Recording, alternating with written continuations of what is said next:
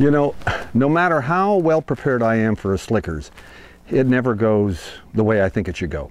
I mean, I set it up, we've got a certain curriculum that we use, and, horses and trust exercises and teamwork and that type of thing. But since all these kids are so different, they have to be dealt with differently, and it always has a life of its own. The Kansas City Slickers that we did was completely different from St. Louis, which was completely different from Iowa, which is completely different from California, Tehachapi, completely different from Idaho. They're all different.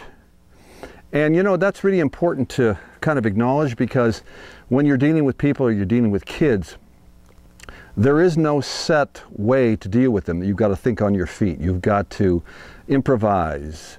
There are times when a certain exercise was supposed to be done and somehow you pick up that something else should be done that would further them along more than the exercise that you have planned. So it's really thinking on your feet. So, any of you that really want to get involved with the Slickers, that's a really important thing to remember, is you've got to think on your feet and you've got to deal with what's in front of you.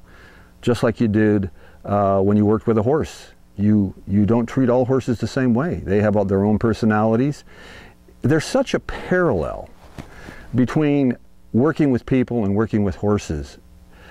And it's amazing what I learn as I'm working with a horse, and how I can say, well, geez, what if I did that with a child? Would that work differently? Would that make it better? Would I be able to get through to him more? Would that establish more trust? It's great work. It just really is.